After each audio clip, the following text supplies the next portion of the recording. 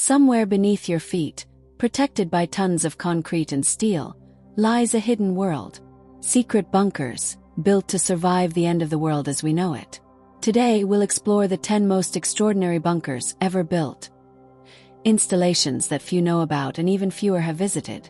From the beginning of the Cold War to the luxury refuges of contemporary billionaires, these monuments to human paranoia reveal not only our technological ingenuity but also our greatest collective anxieties. Our first destination takes us to the depths of Germany's Black Forest. The Falkenstein bunker, built by the Nazis in the final days of World War II, was designed as Hitler's last refuge. Although it was never completed or used, its ruins remain as a somber reminder of the Third Reich's ambitions.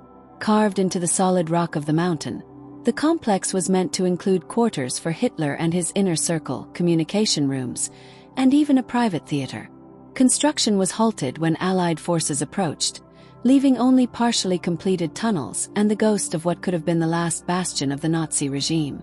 Traveling across the Atlantic, we find our second bunker, the Greenbrier. Hidden beneath a luxurious resort in West Virginia, this bunker was the American Congress's best-kept secret for over 30 years.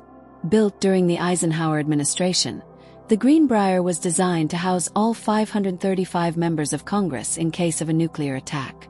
With Spartan dormitories, a complete medical center, and even a TV studio for presidential broadcasts, the bunker remained operationally ready until 1992, when it was exposed by a Washington Post journalist. Today, it's a popular tourist destination, offering a fascinating glimpse into American nuclear paranoia. Our third bunker takes us back to Europe, to the Albanian bunker system. During Enver Hoxha's regime, Albania built more than 750,000 bunkers, one for every 4 citizens. This obsession with civil defense transformed the Albanian landscape into a concrete testimony of paranoid isolationism. Ranging from small mushroom-shaped structures for a single person to massive underground installations for government leadership, these bunkers represent one of the largest defensive construction programs per capita ever undertaken. Today, many have been repurposed as cafes, art studios, and even hostels, symbolizing Albania's transformation from an isolated dictatorship to a nation embracing the outside world. Returning to the United States, our fourth bunker is Raven Rock, also known as Site R. Hidden in the mountains of Pennsylvania, this underground Pentagon was designed to ensure the continuity of American military operations even after a devastating nuclear attack. With 6 levels excavated into the granite mountain, Raven Rock can accommodate 3,000 people indefinitely. It has its own water reservoir, power generators, hospital, and even a barbershop. What makes it truly remarkable is that, unlike many Cold War bunkers, Raven Rock remains fully operational to this day, with continuous updates to face modern threats such as cyber warfare and terrorist attacks. Our fifth bunker takes us to the other side of the former Iron Curtain, to the underground city of Kosvinsky Mountain. Located in Russia's Ural Mountains, this Soviet fortress was built to rival the American NORAD. Excavated almost 1,000 meters deep into solid granite, Kosvinsky Mountain was designed to withstand multiple direct nuclear impacts. The complex houses a nuclear command center, weapons storage facilities, and even research laboratories. Despite the end of the Cold War, intelligence reports suggest that Russia has significantly modernized this installation in recent decades, making it a crucial component of contemporary Russian nuclear strategy. Our sixth bunker takes us to China, to Project 131. Initiated by Marshal Lin Biao under direct orders from Mao Zedong, this underground complex in the mountains of Hubei was designed as a military command center in case of nuclear war with the Soviet Union. With over 450 rooms connected by kilometers of tunnels, Project 131 was supposed to be able to sustain Chinese military leadership for months.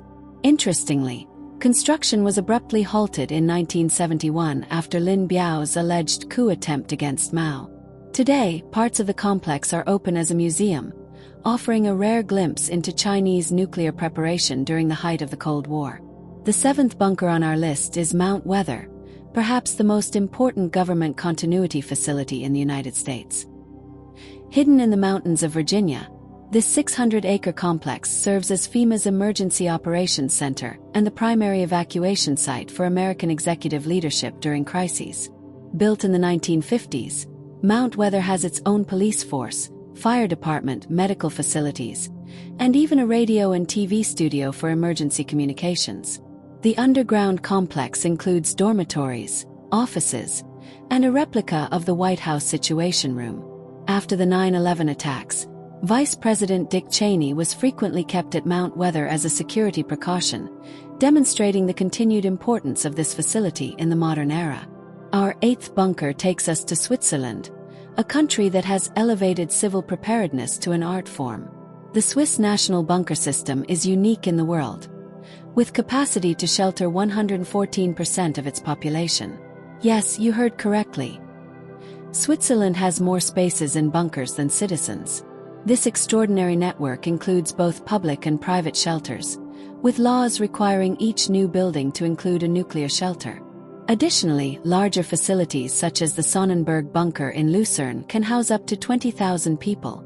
Originally built for nuclear protection, the system is now maintained for various emergency scenarios, reflecting Switzerland's pragmatic approach to national security. Our 9th bunker takes us back to Russia, to the mysterious Bunker 42 and the Metro 2 system.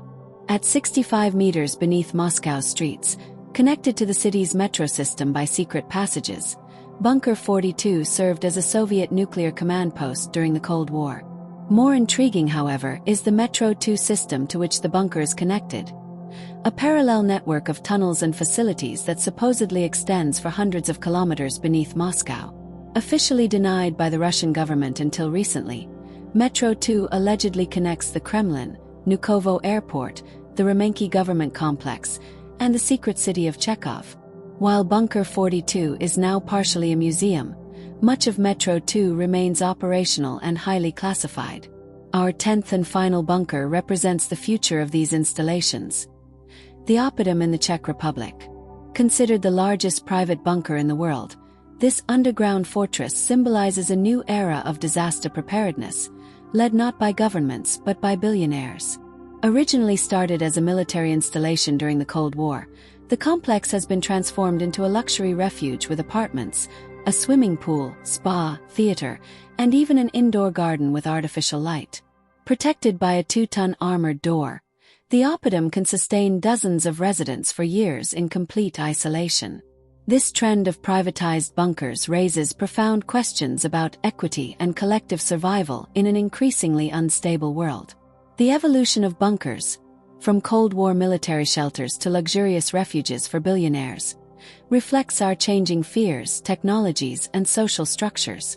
While governments continue to maintain their continuity facilities, the 21st century has witnessed the privatization of apocalyptic security, with companies offering prefabricated bunkers to affluent consumers.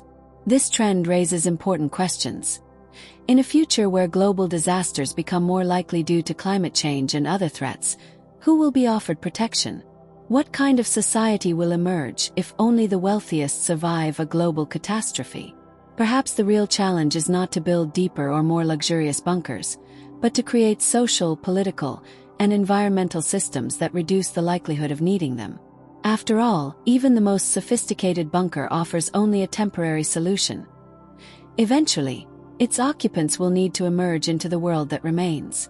If this video has sparked your interest, consider exploring some of these bunkers that are open to the public, such as the Greenbrier or Bunker 42. Learn practical resilience skills and engage in discussions about disaster preparedness and collective security. Bunkers, at their core, are monuments to our fear and our hope, our determination to survive even in the most extreme circumstances. They represent both our ingenuity and our collective failure to create a world where such refuges are unnecessary. The future we build above ground will always be more important than the shelters we create below it. Don't let this journey end here. Subscribe to our channel for more explorations of hidden places and untold histories. Hit the notification bell to be alerted about our next video diving into abandoned military installations around the world. Share your thoughts in the comments below. Would you prefer to survive in a government facility or a luxury private bunker? And if you're ever visiting one of these public bunker museums, Tag us in your photos. Remember, the best preparation isn't just physical infrastructure, but knowledge and community. Stay safe, stay curious, and we'll see you in the next exploration.